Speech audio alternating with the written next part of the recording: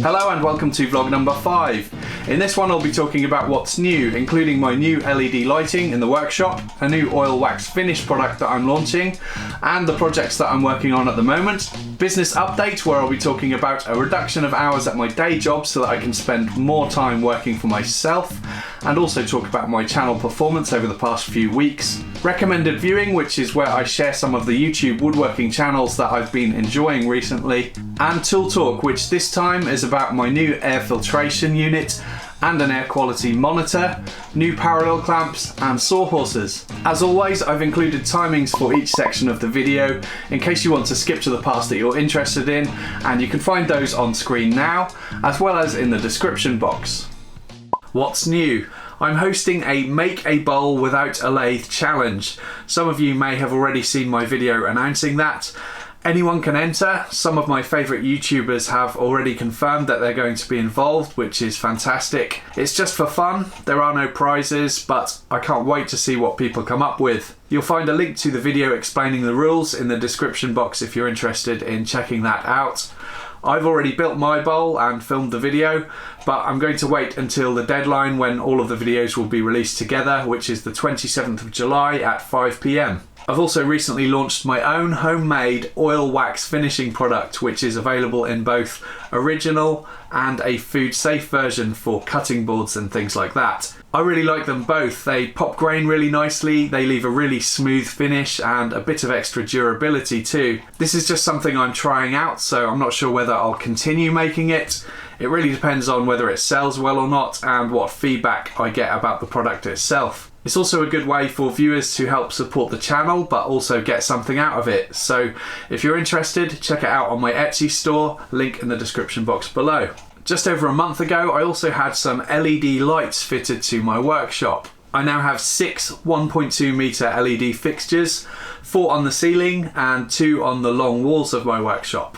The main reason for the upgrade was to improve the quality of the lighting in my videos and also to get the area where my workbench is better lit, because when the original lights were installed, my workbench was at the other end of my workshop. This is something that I've wanted to do for a long while and it's really bright in here now, and I can also see an improvement in the video footage, particularly at the end of the shop where my workbench is. The light quality is much better too. It's a much cooler, whiter light, and it's instant brightness from the moment you flick the light switch, whereas the fluorescent tubes that I had before take a while to reach full brightness. I'm very happy with the upgrade, and special thanks to my patrons on Patreon for the financial support which allows me to make upgrades such as this, and also to my mate Alex for fitting the lights for me. I wish I had a before and after comparison shot for you, but by the time I thought about doing that, the new lights were already mostly fitted, so it was too late. For anyone who uses my website, you'll see that it's been going through some changes recently too. I've tried to simplify it a bit, mainly to make it easier for me to keep it more up to date. Thanks to my brother Alan for that, who helps with all of the technical website stuff. What I'm working on at the moment, I've got some handmade solid beech chairs that need to be repaired. The joints are starting to fail and they need to be dismantled, then I'll scrape off all of the old glue and reassemble them with new glue. I'll probably film a video about this and put it out if it turns out to be interesting enough. If not, then you might never see those chairs again. The chairs belong to the same person that I built the desks for in a recent build video, and he's got some other jobs that he wants me to look at doing in the future too. I'm also working on a couple of sign projects. One for my parents who wanted their old summer house sign renamed and tidied up, and another as a commission for one of my patrons on Patreon. So there might be a video for those projects too. Business update. Some of you may know that I've been hoping to reduce hours at my day job from full-time to part-time so I can dedicate more time to making things, designing, doing more commissions, filming, editing videos and managing all of the day-to-day stuff like social media, responding to comments, finances, all of that stuff. At the moment I spend most of my time at the weekends and a few evenings during the week working on all of that stuff while working a 9 to 5 Monday to Friday job, and it's been really difficult because I haven't been getting any time to do much else other than work. So something had to change, and recently I've had a reduction in hours approved at my day job from 5 days a week to 3.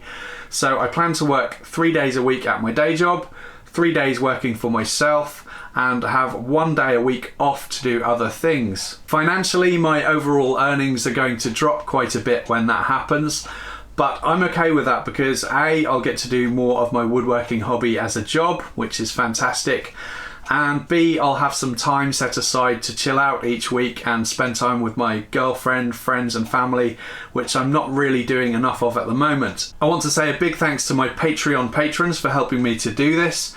It's amazing to have a stable and regular income from those who can support my channel.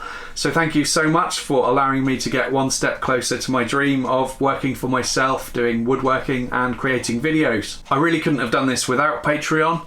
And secondly, to everyone watching, clicking like or sharing my videos on YouTube. Even though my YouTube ad revenue fluctuates, sometimes very dramatically, it's still my biggest single source of income, and I hope I can continue to grow the channel. So thank you. I'm really looking forward to this change, which will begin in July.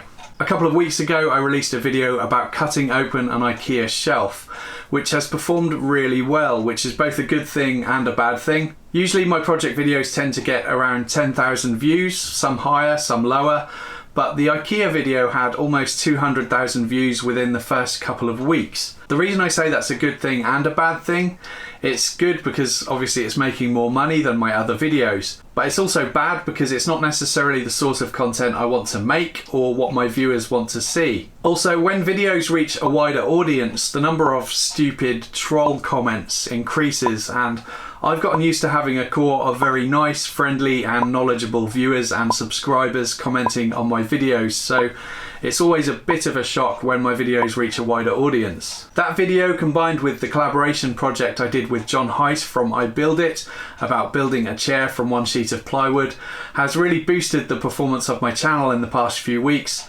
which is great because it's been in a bit of a slump since around December 2017 for some reason. YouTube ad revenue fluctuates a lot, and a good example of that is that in December 2017 I had my best month ever on YouTube in terms of income, and in January it literally halved. So that gives you a good indication of how fast things can change in the world of a YouTuber. Recommended viewing. In this section of the video, I'd like to highlight some YouTube channels that I've been enjoying recently, some new and upcoming ones, and a couple of more established ones too. Links to all of the channels that I mention will be in the description box below. The first is Berry Custom. The first project I saw on this channel was a really cool sculptural plywood coffee table, which I really enjoyed, and then a few weeks later he made a miniature tool set, which was fantastic too. There's a hint of subtle humour in his videos, which is really enjoyable, and the channel deserves loads more subscribers, so definitely check that one out. The second channel is another new channel called Just Get It Done, and while there are only a couple of build projects on the channel so far, the videos are really well detailed and the standard of work is very high. The latest build video is a curved fronted desk made of MDF with a white Formica veneer and a solid oak trim, which he does using a bent lamination technique. Really clever, and the end result is fantastic. The channel only has around 20 subscribers at the moment, so head over there, click subscribe, support the channel, and hopefully we'll get to see more projects there in the near future. And now a couple of more established channels. The first is 3x3 Custom by Tamar, who is based in the United States, and she has some fantastic projects. My personal favourite was a really stunning walnut tea box with a brass inlay. She's a talented designer and woodworker, and I really like the way her videos are narrated too, and also the honesty in her videos. She also has some great furniture builds and a recent small shed build too. Definitely check that out, link in the description box. And Andrea's Workshop, a woodworking channel by Andrea Arzenzek. Sorry, I'm not sure how I should pronounce that. Based in Croatia. This is a fantastic channel with a nice combination of fine woodworking with hand tools and power tools. He's got some great project videos which are really well put together. My favourite videos of his though are his useless Pinterest things projects. Light-hearted, silent build videos with some really funny moments, and they are a really nice reminder not to take project videos too seriously, I think. There are only 3 in the series so far. I hope that there'll be more, and I'll link to that playlist and also Andrea's channel in the description box below. Tool Talk. So first up, I finally got an air filtration unit for my workshop. Some of my regular viewers might remember an earlier attempt to make one of these on my channel which didn't go so well, and the bigger units that are available to buy are too big for my small workshop. This one seemed like it would be the perfect solution. This is the Thor Filtration TF470, and my initial thoughts on this are mostly good, and it seems to work well, although I have a few minor gripes with it. I think I'll do an in-depth video about what I like and dislike about it, and I'd also like to put it through some tests where I want to try and produce loads of dust in the workshop with it switched off, and monitor the air quality over the course of maybe 20 minutes, and do the same with it turned on and monitor the air quality again. So stay tuned for that. I'll try and get that done in the next few weeks. And speaking of air quality monitoring, that brings me on to my second new tool, which is this air quality monitor. I found out about this because I heard Peter Millard from 10 Minute Workshop and Andy from Gosforth Handyman talking about them. I think they both have the same one, but I'm not sure. And I can't remember if I saw this in a video or heard them talking about it on their podcast Measuring Up, which is fantastic by the way, and if you haven't already checked that out, you definitely should. But anyway, I bought one. They're available on eBay, and I'll include the details in the description box if you're interested. The high-end air quality monitoring devices are really expensive, but this one can be had for about £35 on eBay, and it's really interesting to see at a quick glance how small changes in activity in the workshop can affect the number of particles in the air. Really pleased I got that, and it's going to be useful for the testing of the air filtration unit too. I also decided to invest in some new clamps, mainly because I got really frustrated with these quick grip clamps that I have by Wolfcraft, which have a tendency to slip every now and again. Really annoying, especially when you're in the middle of a glue up and you're trying to work quickly. So I ended up throwing them across the garden in the middle of a project in a moment of rage, and I'm not going to use them again. I went for these parallel clamps by a brand called Dakota. These were on sale on the Rutland's website, and it worked out about £200 for a 4-pack of 800mm and a 4-pack of 1300mm clamps, which sounds like a lot of money, but it works out around £25 per clamp, which I don't think is too bad, and hopefully I won't need to invest in clamps again for a long time. I've been pretty happy with these so far. I don't really have any complaints, although a couple of the plastic feet at the bottom were broken when the clamps arrived. But I got in touch with Rutland's and they sent me some new replacement plastic bits, and that's fine. I also bought a couple of sawhorses so that I can work outside more comfortably without having to keep kneeling on the ground. These are by Silverline. They're cheap, but they do the job, and I went for the metal ones. They've got some foam on the top which is nice and grippy to stop the workpieces from sliding around, and they hold pretty well when you're using a belt sander and stuff like that. They're not very rigid and they rack from left to right quite a bit, but they seem strong enough. And now that the nicer weather is here, although I'm not sure for how long, it'll be nice to make use of that extra space in the garden. So that's it for this one. I hope you enjoyed this video. Please subscribe if you haven't already for more weekly woodworking videos, and thank you for watching.